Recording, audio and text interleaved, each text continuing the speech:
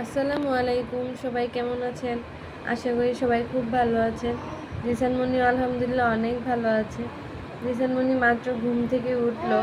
সে আজকে অনেক সকালে ঘুম থেকে উঠে পড়েছে। কি হয়েছে? তুমি অনেক দুষ্টু করো বাবা। শুনো, তুমি এত সকালে ঘুম থেকে উঠেছো কেন? কিছু বলো। কেন উঠেছ? আম্মুকে জ্বালাতে উঠেছ? হ্যাঁ, আম্মু যে ঘুমাচ্ছিল এটা দেখতে ভালো লাগতেছিল না তোমার, তাই উঠে পড়েছ? হ্যাঁ, বলো কি হলো?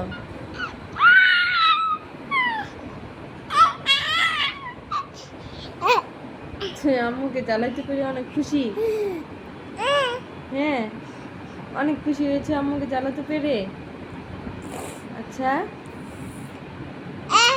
হ্যাঁ, কি নাস্তা খাবে তুমি? হোসেন বাবু, নাস্তা খেতে হবে না? চলো চলো আমরা নাস্তা করে আসি। জিসান বাবুকে ফ্রেশ করে দিয়ে আমি চলে আসলাম জিসান বাবুর নাস্তা বানাতে।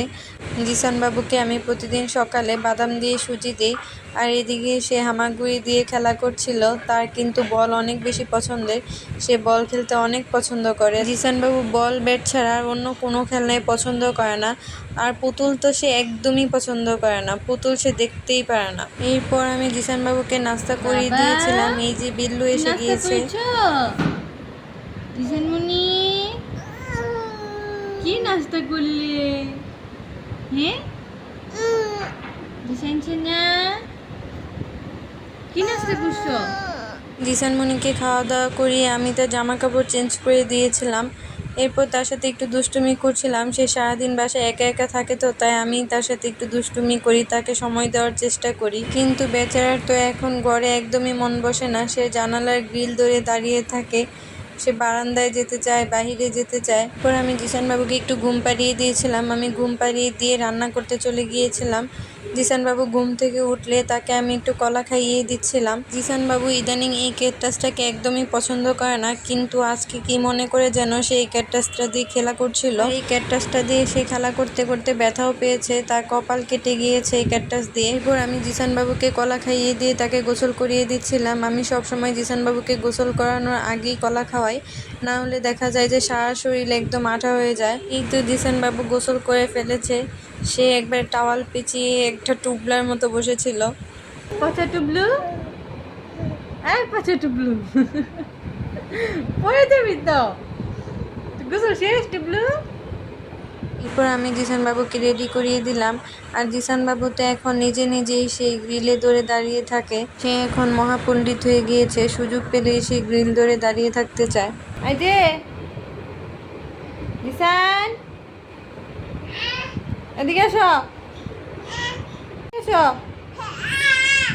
তাড়াতাড়ি আসো।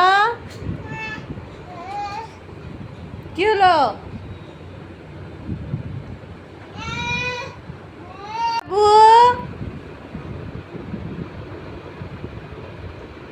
এদিকে এসো, এদিকে এসো। কোথায় যাচ্ছ? আসো এদিকে।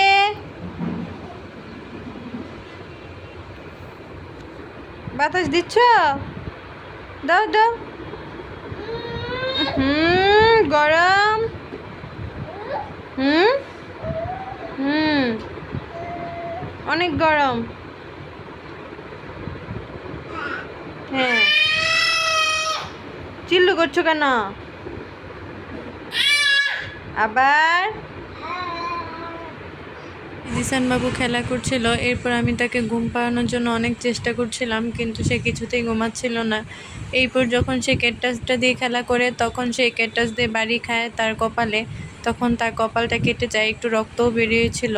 এরপর সে তার মায়ের সাথে একটু দুঃখ ভাগাভাগি করছিল, তার মনের কষ্টগুলো বলছিল। হ্যাঁ, কেন দুষ্টু করো মা তুমি? কেন আম্মু কথা শুনো না? হ্যাঁ, দুষ্টু বাবু ইসো একটা, খালি ব্যথা পাও। ও মা,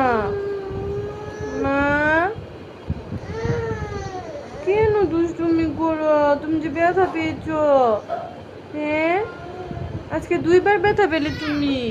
খুব আগাবাগি শেষ করে আমি জিসান বাবুকে দুপুরে খাবার খাইয়ে দিচ্ছিলাম। আজকে জিসান বাবুকে আমি সবজি, খিচুড়ি আর পাঙ্গাস মাছ দিয়েছিলাম, যদিও সে পুরো খাবারটি খায়নি।